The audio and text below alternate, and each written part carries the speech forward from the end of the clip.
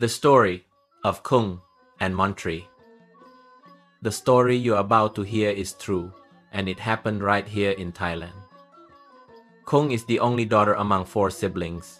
She's the youngest, cheerful, and the darling of her parents and siblings. Kung isn't stunningly beautiful, but she's lovely. Her parents sent her to live with her uncle in Bangkok to continue her studies. Her uncle is a civil servant with a good position and is wealthy. He has only one son, Montri. Kung lived with her uncle and aunt, who was a teacher. Her aunt didn't really like Kung because Kung was incompetent. On weekends, Kung would stay in her room and only come out to eat when it was time. On weekends, her aunt would cook so her husband and children could eat together. Everyone liked it because they got to eat delicious food. On weekdays, her aunt would buy groceries every evening. No one ate breakfast. They would all go to work early in the morning, and the children and grandchildren would go to school early too. Kung liked Montri very much, but not in a brotherly way, just like a woman who loves Montri. He was handsome and 2 years older than Kung. Later, Montri graduated and joined the civil service, following in his father's footsteps. But Kung was still studying for 2 more years until she received her degree. Uncle came home late every day, and Aunt would prepare dinner for him. When it was time for Cook to wash the dishes, Aunt would always supervise and wash them again because she was a very organized and clean person. She would often say that Cook didn't wash the dishes properly or mop the house properly. Cook was unhappy and wouldn't do anything at all. She wouldn't even wash the dishes after eating. She would only wash Montri's clothes. When they were alone together, the two seemed very close. Montri was no pushover. He liked to hug, cuddle, and playfully tease her, being physically affectionate. They loved each other like lovers. As time went on, Kung started lying to her aunt, saying she had to come home late because she had to work on a project with friends. Montri also came home late, saying he had to socialize with friends because he had a job and many friends, so he needed to socialize after work. Her aunt didn't say anything because Montri still came home for dinner every day, and Kung also came home for dinner around the same time. Everything seemed normal. But in reality, it wasn't normal at all. The two of them were secretly having an affair. Montri would pick Kung up from the university, and they would go to a rented room he had rented inexpensively. Once they got home, they would act like nothing had happened. Kung would just follow him home on the bus. They continued like this for a long time. Lately, Kung had been forgetting to take her birth control pills on some days, but she thought it would be okay. Then, one day, Kung found out she was pregnant and told Montri. Montri was shocked, but he thought that since Kung was his father's real granddaughter, everyone wouldn't stand in the way of their love. Montri comforted Kung, telling her to stay calm because the pregnancy was still early and that he would tell his parents in a few days. Today is Saturday. Everyone is home. Aunt told Montri not to go anywhere today because her friend is coming to meet her daughter. The daughter just passed her teacher's exam. She's pretty and lovely, and Aunt wants Montri to date her. Uncle also agrees. I heard everything Aunt and Uncle said and felt incredibly anxious, but I had to remain calm. At lunchtime, Aunt's friend arrived. Her daughter, nicknamed Cream, was pretty with fair skin, much prettier than me. I noticed Montri was staring at her in amazement until Aunt introduced her again. Everyone was chatting loudly and happily.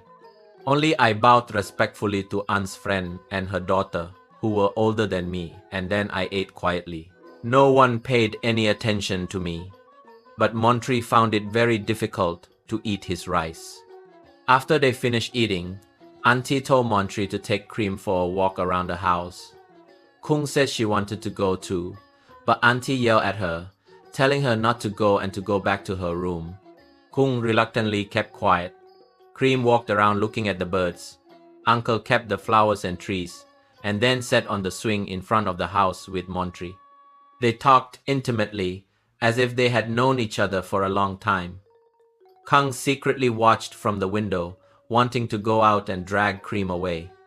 Then Kung called Montri's phone. When Montri saw it was Kung's number, he hung up. Kung called repeatedly, But Montri finally turned off his phone. Cream asked who called, if it was his girlfriend. Montri said it was a friend who called to invite him for drinks, and he was too lazy to answer.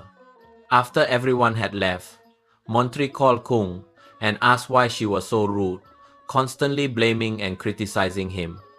Back then, mobile phones couldn't use Facebook or Line. Kung left a long message scolding him. When Montri answered the phone and called Kung, he realized she was very jealous. Montri told her to be more reserved, saying nothing had happened yet. She was just welcoming her mother's guests so her mother wouldn't lose face. But in reality, Montri had already gotten Cream's phone number.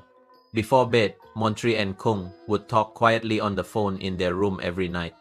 Tonight, Montri said he was going to bed early and that they would only talk for a few words. Kung was very annoyed that Montri only spoke to her for a few words.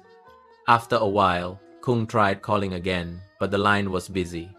Montri was talking to someone else. Cream until midnight, then hang up and rest. This morning, Kung looked dejected and went to school too soon. She called Montri, asking when he would pick her up to go to her rented room that evening.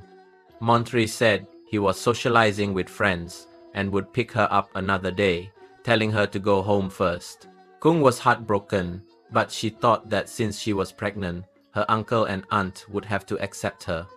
They wouldn't be so heartless as to let Montri marry someone else, so that eased her distress somewhat. Meanwhile, Montri picked up Cream for breakfast and then drove her home.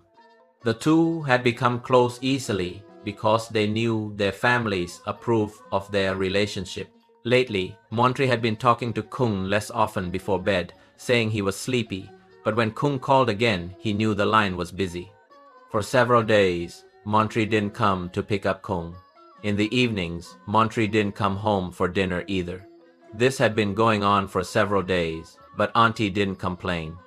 So Kung asked Auntie, "Montri hasn't come home for dinner for several days. Why don't you scold him? Usually, when he goes out with friends, he always comes home for dinner." Auntie's sister-in-law said, "Why would you scold him? Montri's a grown man now, and he's having dinner with his girlfriend." Kung was stunned. She asked Auntie, "Who is Montri's girlfriend?" Auntie said, "That's Teacher Cream, the one who came for dinner at the beginning of the month." Kung got up from the table where she was eating with her aunt and uncle. Kung said, "Aunt Montri, you can't have anyone else as a boyfriend because I'm pregnant with Montri's child." Her uncle asked, "What? What are you saying?" "Kung, Montri and I are having a child together. We love each other. Oh my God, how could this happen so quickly? Montri is our cousin. How could we have a child together? We're closely related. The child will be mentally disabled." Just then, Montri returned. Her aunt and uncle questioned Montri, who told the monk. Her aunt and uncle forced Kung to have an abortion and break up with Montri. Kung refused. Montri promised her aunt and uncle that he would stop messing around with shrimp. "I'm going to start a new life with Cream." Kung, with tears in her eyes, asked her uncle, "Uncle, I'm your niece. Won't you let Montri take responsibility for me? Don't you feel sorry for me and my child?" "I shouldn't have taken her in," the uncle replied. "Everyone loves their niece, but with her working like this, how can we live together? We don't even know if the children will be healthy. Don't risk it. Go get an abortion tomorrow. I'll give you 2 million baht. Go back to your parents first. We'll talk about the coin later. Use the money to find new accommodation and save the rest as capital." Her aunt said, "Why are you giving her so much? We only have a few million baht saved." The uncle replied, "Just give it to her. Kung is your niece." That night, Kung couldn't sleep. She paced back and forth, crying all night. She knocked loudly on Montri's door. Montri opened it and couldn't help but feel sorry for Kung. Kung went in before Montri and cried for a while. Then she ran to hide in a corner of the room, looking terrified. She said, "No, I won't go. I won't have an abortion. I love my baby. I won't go." Montri went to comfort Kung, but she acted as if she didn't recognize him. Her aunt and uncle woke up and saw what was happening. Her uncle said that they had to tell Kung's parents the next day. Kung left Montri's room, and she grabbed her belongings and threw them, scattering the fish everywhere. She had lost her mind. Montri had to grab her and drag her into the room. Montri stayed with her all night. Kung wailed and pulled out clumps of her hair. Montri felt sorry for her and had to tie her hands with a cloth.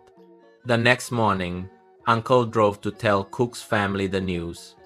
He explained that Cook's father hadn't been well lately, and upon hearing the news, he suffered a stroke and died. Uncle was heartbroken and planned to tell Montri to stay with Cook, no matter what happened to the baby, because he felt sorry for his younger brother.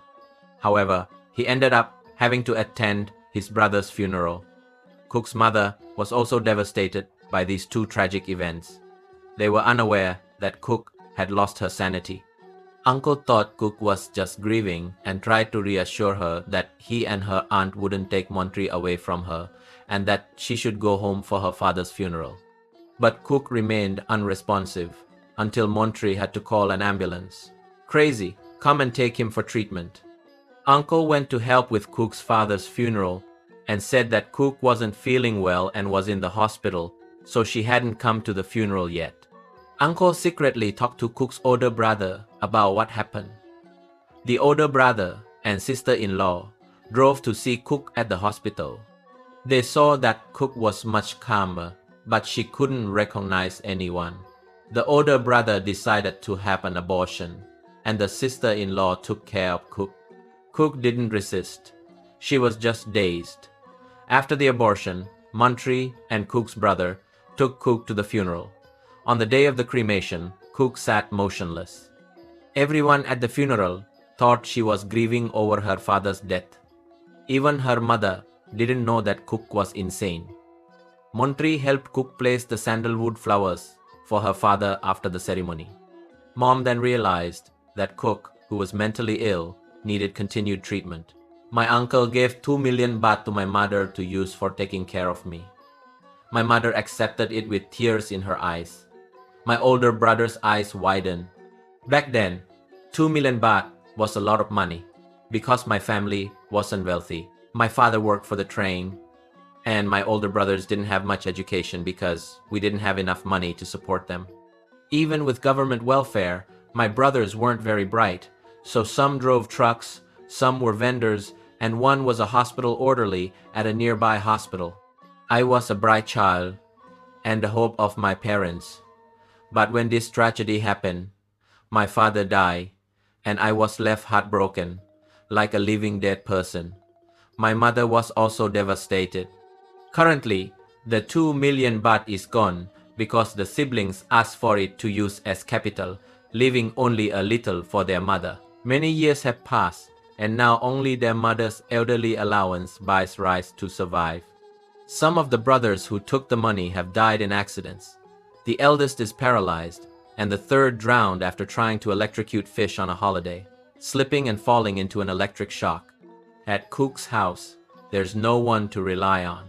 Occasionally, her sister-in-law brings curry. Her uncle died long ago. Montri married Teacher Cream not long after, but then died of brain cancer. Even today, Miss Pachayafa, the narrator, still sees Cook playing with her old girl doll, cradled and doting on it like her own child. Miss Pachayafa still shares food with Cook every time she passes by her house. Thank you for listening to Thai Local Tales. I'm Captain Piroj. Until our next journey together, take care, stay curious, and I'll see you in the next episode.